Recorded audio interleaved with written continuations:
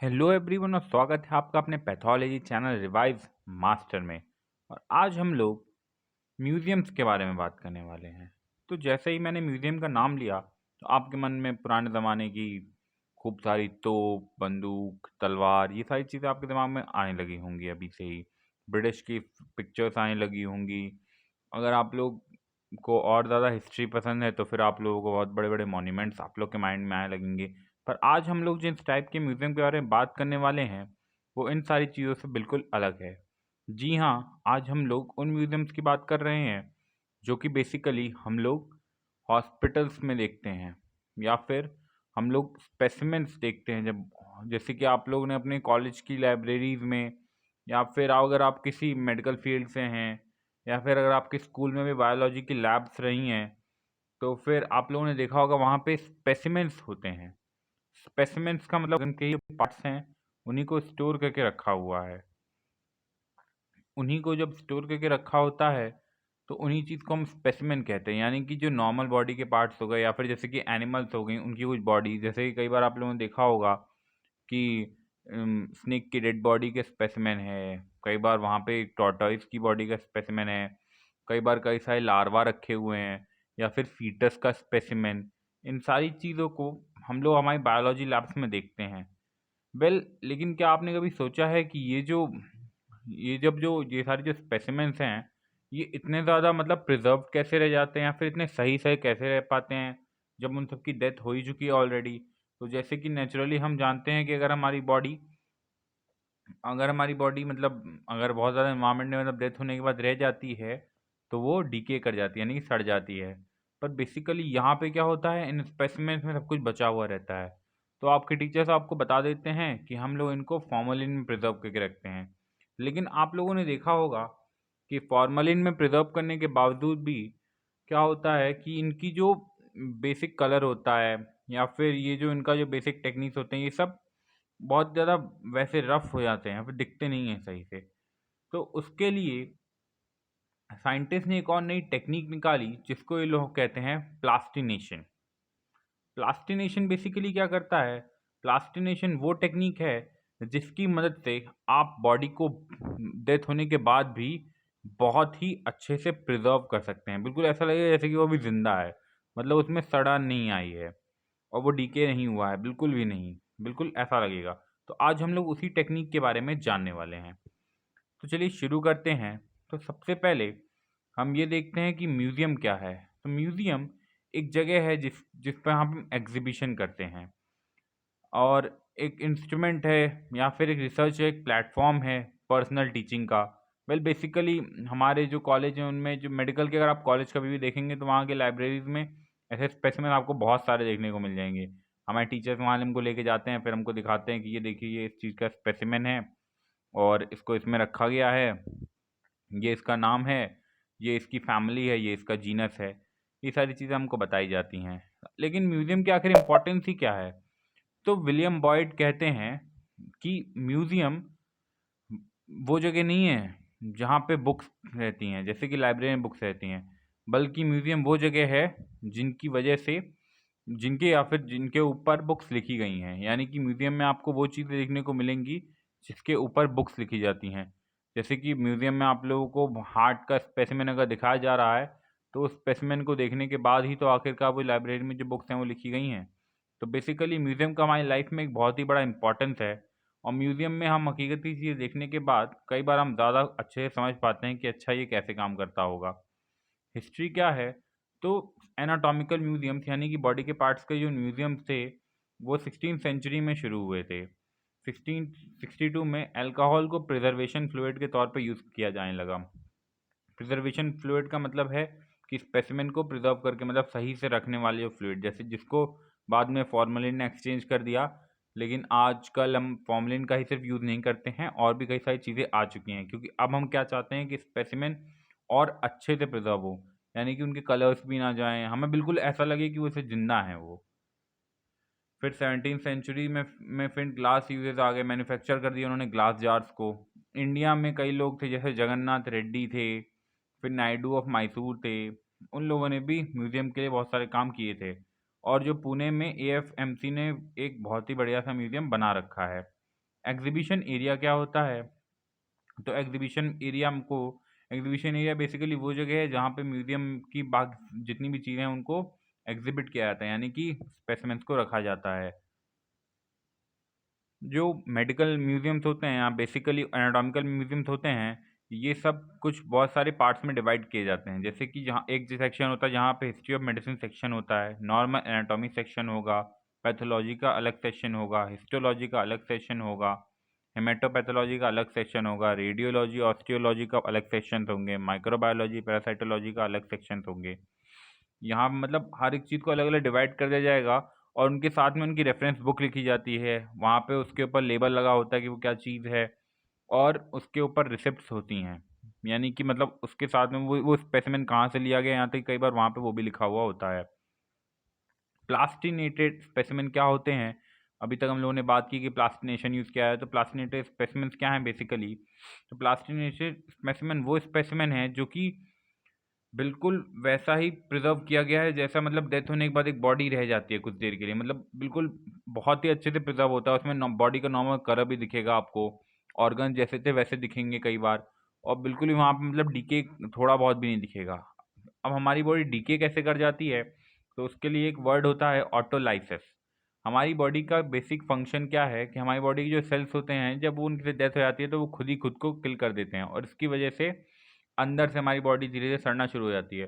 और फिर natural environment में तो मॉइस्चर प्रेजेंट है ही, बैक्टीरिया हैं ही, वो भी हमारी बॉडी को धीरे धीरे खाते हैं और फिर सड़ा देते हैं। तो इसी चीज़ से बचाने के लिए हम लोग जिस टेक्निक का यूज़ करते हैं उसको प्लास्टिनेशन बोलते हैं, और जो स्पेसिमेन होता है उसको प्लास्टिनेटेड स्पेसिमेन बोलते हैं। ये जो स्पेसिमेन होते हैं ये बिल्कुल ड्राई होते हैं, ओडरलेस होते हैं, यानी इनसे स्मेल नहीं आ रही होती, जैसे नॉर्मल डेड बॉडी से आती है वैसे नहीं आ रही होगी, और ये नॉर्मल कलर होते हैं और इनको बाहर आराम से रख सकते हैं, इनके ऊपर एटमॉस्फेयर का कोई भी असर नहीं पड़ेगा। जैसे कि आप यही देख लीजिए, यहाँ पे फीटस भी आपको दिख रहा होगा। यहाँ पे ये बहुत ही ज़्यादा वेल प्रिजर्व्ड स्पेसिमेन है एक ह्यूमन बॉडी का। यहाँ पे आप एक माउस को देख पा रहे हैं, इसके आपको एक एक ऑर्गन दिख रहे होंगे और बिल्कुल सही से। यही प्लास्टिनेशन का बहुत बड़ा फ़ायदा है। आज साइंटिस्ट इसका यूज़ बहुत ज़्यादा कर रहे हैं। ये देखिए आपको यहाँ पे एक ब्रोंकाई मिल जाएगा, ब्रोंकाई प्लांट। यहाँ पे देखिए आपको एल्विलाई यहाँ पे दिखेंगे, सब साइड साइड से मैं पूरा पूरा ये ट्रैक किए जाते हुए अंदर लंग्स के अंदर का ये ब्रोंकाई ट्री है बेसिकली। यहाँ पे एक एबनॉर्मल फीटस मतलब जैसे कि बेबी होते कई बार जैसे कि जुड़े हुए पैदा होते हैं, या फिर कई बार बेबी का सर थोड़ा दबा हुआ होता है या फिर बहुत ज़्यादा बड़ा होता है, तो इन सब के लिए। अब इनको स्टार्ट किया गया था जर्मनी में, वॉन हेगेंस जो नाम के थे, उन्होंने एक एनिमल और वेजिटेबल टिश्यूज़ को पॉलीमर्स में प्रिजर्व किया पहले पहले, फिर प्लास्टिनेशन टेक्निक आई। प्लास्टिनेशन टेक्निक का क्या मतलब होता है कि एक टेक्निक जो कि होल बॉडी या फिर बॉडी पार्ट को प्रिजर्व कर दे। इसमें से हम लोग क्या करते हैं, वाटर और फैट को बेसिकली रिमूव कर देते हैं, क्योंकि वाटर और फैट अगर बॉडी में मतलब बहुत ज़्यादा रह जाएगा तो वो बॉडी को अंदर से सड़ा देगा, और स्पेसिमेंट्स को छुआ भी जा सकता है, और ये स्मेल भी नहीं करेंगे और ये डीके भी नहीं करते हैं प्लास्टिनेशन होने के बाद। यूज़ क्या है प्लास्टिनेशन का? तो अब इससे क्या फ़ायदा हो गया कि ये एक टीचिंग टूल बन चुका है बेसिकली। अब आपको और ज़्यादा स्पेसिमेन लाने की ज़रूरत नहीं है, एक ही स्पेसिमेन से लाखों लोग पढ़ सकते हैं। कई सारे एनिमल्स अब किल करने की ज़रूरत नहीं पड़ रही है हमको, जैसे कि पहले हम लोग को हार्ट देखना हो किसी एनिमल का तो पहले उसको किल कर दो, फिर एक हार्ट देखा किसी 10 आदमियों ने देखा, 10 ने नहीं देखा। लेकिन अब क्या है कि हम लोगों ने एक ही हार्ट अगर बाहर निकाल लिया है तो अब वो हार्ट है तो वो प्रिजर्व्ड है, उसको बहुत लोग देख सकते हैं, और बहुत ज़्यादा लाइफ लाइक स्पेसिमेंट्स को अब हम लोग देख पा रहे हैं। ये एक साइंस की बहुत बड़ी अचीवमेंट है। डिजीज़ ओरिएंटेड म्यूजियम्स भी बनाए जाते हैं जहाँ पे हम लोग फ्लूइड्स के अंदर, अभी हम लोग इन फ्लूइड्स के बारे में जान रहे होंगे आगे, ये सिर्फ नॉर्मल फॉर्मलिन नहीं होते हैं। आजकल नए नए तरीके के फ्लूइड्स आए हैं, और जो मोस्ट कॉमन जो यूज़ हो रहा है हम उसके बारे में भी पढ़ रहे होंगे, जो कि अभी बेस्ट चल रहा है म्यूजियम्स में। तो ये देखिए डिजीज़ ओरिएंटेड म्यूजियम्स होते हैं, उनमें हम लोग प्रिजर्व करके रखते हैं डिजीज़ बॉडीज़ को, डिजीज़ ऑफ आइज़ को भी। यहाँ पे देखिए आपको हर एक डिजीज़ कैसे कितना क्लियरली दिख रहा होगा हर एक आई में। ये वैसे नॉर्मली ये सब पॉसिबल नहीं था, इतने सारे स्पेसिमेंट्स को ऐसे प्रिजर्व कर देना कि हमको इतना क्लियरली सब कुछ दिख जाए, ये बिना प्लास्टिनेशन के बिल्कुल भी पॉसिबल नहीं था। बेसिक म्यूजियम टेक्निक्स में क्या होता है, सबसे पहले जो स्पेसिमेन होता है उसको रिसेप्शन पे लेके जाते हैं, फिर प्रिपेयर करते हैं, फिर उसको फिक्स कर देते हैं, फिर उसका रिस्टोरेशन होता है, फिर प्रेजेंटेशन होता है, फिर हम उसको प्रेजेंट होने के लिए रख देते हैं, यानी प्रेजेंटेशन लास्ट में हम उसको रख देते हैं जहाज में भर के, और फिर लोग आके उनको देखते हैं। रिसेप्शन पे क्या होता है, जो भी हम लोग रिसेप्शन पे स्पेसिमेन लेंगे उसके ऊपर हम लोग एक रिसेप्शन आईडी लिखेंगे, पक्की बात होती है। और वो आईडी एक ऐसी इंडेलिबल इंक से लिखी जाती है जो कि स्पेसिमेन के ऊपर हमेशा लगी रहती है, जब भले ही वो जार के अंदर भी होगा तब भी वो इंक कभी भी छूटती नहीं है, वो एकदम प्रिजर्व रहती है, वो भी बहुत अच्छे से। और उसमें स्पेसिमेन के बारे में बिल्कुल पूरी पूरी इन्फॉर्मेशन लिखी होती है, जैसे क्लिनिकल इन्फॉर्मेशन, उसका ग्रॉस मतलब कहाँ से काटा गया है, और उसके ऊपर माइक्रोस्कोपिक फाइंडिंग क्या क्या की गई है, यानी माइक्रोस्कोप से देखा गया तो उसमें क्या क्या दिखा हम लोगों को। प्रिपरेशन क्या करते हैं हम लोग, क्या करते हैं जब हम लोग के पास स्पेसिमेन आ रहा होता है तो उसको शुरुआत में ही फिक्स कर दिया जाता है। अब फिक्स करना क्या होता है, तो जैसा कि मैंने आपको बताया कि बॉडी, कोई भी बॉडी होती है ना, कोई भी स्पेसिमेन होता है या कोई भी ऑर्गन भी होता है, उसको अगर आप निकाल लेंगे बॉडी में से तो वो 2-3 घंटे बाद में ही वो धीरे धीरे डीके करना शुरू कर देगा। तो उसको डीके करने से बचाने के लिए हम उसको फॉर्मलिन में रखते हैं। फॉर्मलिन एक तरीके का केमिकल होता है जो कि एक्सटर्नल एनवायरनमेंट से ही नहीं, ऑर्गन को अंदर से भी खुद के, क्योंकि वो क्या नहीं करने देगा, डीके नहीं करने देगा। तो फॉर्मलिन में ऑर्गन को रखना ताकि वो सड़े नहीं या फिर डीके ना हो, इसी चीज़ को बेसिकली फिक्सेशन कहा जाता है।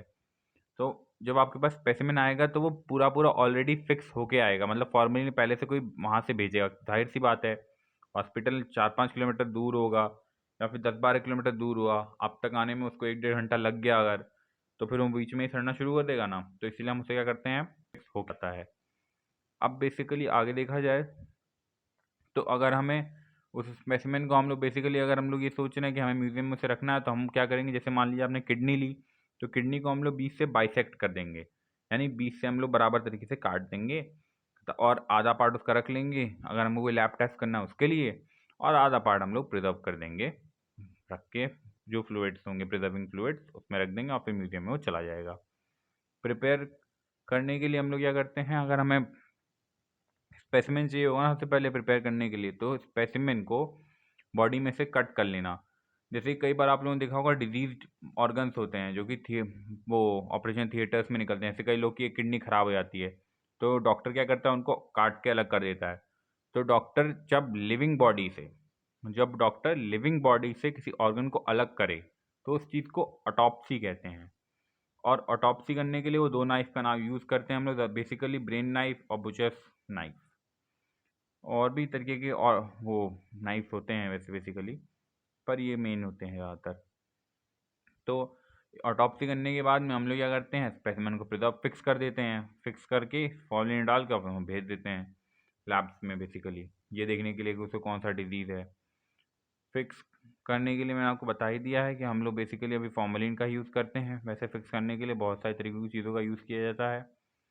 और फिर उसके बाद हम लोग क्या करते हैं, जो फिक्सेटिव का जो वॉल्यूम होना चाहिए, यानी फिक्सेटिव ऑर्गन के मुकाबले कितना होना चाहिए, तो जितना बड़ा ऑर्गन उसका 10 टाइम्स यानी उसका 10 गुना ज़्यादा आपका फिक्सेटिव होना चाहिए, ताकि उसमें पूरा का पूरा ऑर्गन डूब जाए।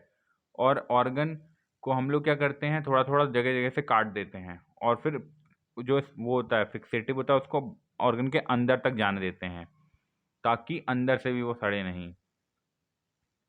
उसके बाद में क्या होता है, बेसिकली हम लोग क्या करते हैं, 10% फॉर्मलिन का यूज़ करते हैं। और अब क्या आ गया है, अब हम लोग उस फ्लूइड के बारे में बात करेंगे जो कि आजकल सबसे ज़्यादा यूज़ हो रहा है, और ये मतलब एक तरीके से बहुत ही बेस्ट फ्लूइड है। इसमें सब कुछ जो ऑर्गन होता है उसका प्रिजर्व रहता है, उसकी कलर, उसका जो बेसिक स्ट्रक्चर है वो भी, और उसको हम बोलते हैं केसरलिंग्स मेथड। केसरलिंग मेथड क्या कहते हैं, केसरलिंग एक साइंटिस्ट हैं जिन्होंने बताया कि इनिशिएटिव यानी कि इनिशियल फिक्सेशन जो है वो आप न्यूट्रल फॉर्मलिन में करिए, सिर्फ फॉर्मलिन में करिए, लेकिन फिर उसके बाद फाइनल प्रिजर्वेशन आप ग्लिसरीन सोल्यूशन में करिए। केसरलिंग ने 3 तरीके के सोल्यूशन बनाए, केसरलिंग 1, केसरलिंग 2 और केसरलिंग 3। उस और फिर उन्होंने ऐसा इसलिए किया क्योंकि हमें जो स्पेसिमेन मिल रहा था वो बाद में येलोइश हो जाता है, फिर कलर ही चला जाता था। तो इसके लिए उन्होंने बताया कि हमें 3 स्टेप्स में एक स्पेसिमेन को प्रिजर्व करना चाहिए। सबसे पहले होता है फिक्सेशन, फिर उसके बाद में होता है रिस्टोरेशन, और फिर होता है प्रिजर्वेशन। ये 3 स्टेप्स होते हैं केसरलिंग मेथड के। केसरलिंग 1 क्या करेगा, केसरलिंग 1 सोल्यूशन फिक्सेटिव होता है, ये फॉर्मलिन उसमें 1 लीटर होता है, पोटेशियम एसीटेट होता है, पोटेशियम नाइट्रेट होता है और डिस्टिल वाटर होता है 10 लीटर तक। फिर दूसरा स्टेप क्या है, रिस्टोरेशन स्पेसिमेन का, जो कि केसरलिंग 2 मेथड से होता है। और रिस्टोरेशन हम क्या कर रहे हैं, रिस्टोर हम कलर से कर रहे हैं, मतलब हमने जब केसरलिंग 1 सोल्यूशन में उस स्पेसिमेन को डाला फिक्स करने के लिए, तब उस टाइम पे उसका नेचुरल कलर थोड़ा थोड़ा वैनिश हो चुका था, यानी गायब हो चुका था। तो हमने क्या किया, केसरलिंग 2 सोल्यूशन में डाला और हमने 10 मिनट से 1 आवर तक छोड़ दिया, मतलब जितना बड़ा स्पेसिमेन होगा उतनी देर तक आपको रखना ही पड़ेगा। फिर उसके बाद में क्या होगा, स्पेसिमेन का जो नॉर्मल कलर होगा वो धीरे धीरे रिस्टोर हो जाएगा। और फिर जो हम लोग थर्ड यूज़ करते हैं वो होता है केसलिंग थर्ड सोल्यूशन, जिसमें हम लोग बोलते हैं प्रिजर्वेशन के लिए। इसमें पोटेशियम एसिटेट मिला होता है, ग्लिसरीन होता है 4 लीटर, डिस्टिल वाटर होता है और थाइमोल क्रिस्टल्स होते हैं। ये थाइमोल क्रिस्टल बेसिकली इसलिए होता है कि उसमें मोल्ड्स ना आ जाए वहाँ पे धीरे धीरे, मतलब जो सोल्यूशन बनेगा उसी में धीरे धीरे। और एक बात का आपको बहुत ध्यान रखना है, जब आप किसी भी स्पेसिमेन को किसी जार में रख रहे होंगे, तो आप लोगों ने बेसिकली देखा होगा अपनी अपनी हॉस्पिटल की जो म्यूजियम्स होंगे कि वो स्पेसिमेन बिल्कुल बीचों बीच होता है, वो कभी भी साइड साइड टच नहीं होता है, फिर नीचे से भी कई बार स्पेसिमेन टच नहीं होता है। हम लोग एक पीछे से एक बैक कवर जैसा कुछ लगा के स्पेसिमेन को उसके ऊपर माउंट कर देते हैं, यानी कि उसके ऊपर रखते हैं, ताकि स्पेसिमेन कहीं से भी टच ना हो रहा, बॉटम से भी नहीं, साइड से भी नहीं। ऐसा इसलिए ताकि हमारा जो स्पेसिमेन हो बेसिकली ख़राब ना हो जाए और अच्छे से क्लियर व्यू मिले। और इसमें हम लोग पायरीडीन डालते हैं कि स्टेबलाइजर का काम कर रहा होता है। यहाँ पे अगर आपको देखना हो तो मैंने यहाँ पे लिख केसरलिंग फ्लूइड्स के तीनों वो वो क्या क्या कंटेंट करते हैं ये लिख दिया है। तो देखिए, केसरलिंग 1 सोल्यूशन में फॉर्मलिन 400 मिलीलीटर होता है, पोटेशियम नाइट्रेट होता है, पोटेशियम एस्टेट होता है और टैप वाटर आप यूज़ कर सकते हैं, डिस्टिल वाटर ना हो तो। अब केसरलिंग 2 सोल्यूशन बेसिकली क्या करेगा, रिस्टोर करेगा कलर को। आपको ये याद रखना है, Keyserling 1 solution fixing fluid, Keyserling 2 colour को रिस्टोर करना, और केसरलिंग 3 माउंटिंग फ्लूइड। चलिए आगे बढ़ते हैं। सीलिंग ऑफ बॉक्सेस और जार्स के लिए मैंने बता ही दिया आपको कि हम लोग क्या करते हैं, माउंटिंग फ्लूइड को रख देंगे और फिर उसमें 0.4% सोडियम हाइड्रोसल्फाइड मिला देंगे। 1 सेंटीमीटर अबव ही रखेंगे स्पेसिमेन के, स्पेसिमेन पूरा डूबा हुआ होना चाहिए। कभी भी अगर आप जार में किसी स्पेसिमेन को रख रहे हैं तो वो प्रिजर्व वो जो भी आपका फिक्सेटिव होगा उसके अंदर डूबा हुआ हो। फिर ग्लास जार को हम लोग ऊपर से एस्फेल्टम रबर कंपाउंड से मतलब ढक देते हैं, ताकि उसमें एटमॉस्फेरिक एयर ना जाए बेसिकली। स्टोरेज कहाँ करते हैं, तो स्टोरेज करते वक्त मैं 2-3 बातों का और भी ध्यान रखिए कि आप आइडेंटिफाई कर पा रहे हो स्पेसिमेन को बेसिकली। इस तरीके से रखिए कि पता चल जाए कि वो किस चीज़ का है। सेपरेट कंटेनर रखिए हर स्पेसिमेन के लिए, एक ही कंटेनर में 3-4 स्पेसिमेन रख देना बहुत ही ख़राब बात है। अप्रोप्रिएटली लेबल करिए उसको और फिर रेफरेंस बुक के साथ रखिए। आई होप कि ये वीडियो आपको नॉलेजेबल लगा होगा। Thank you so much.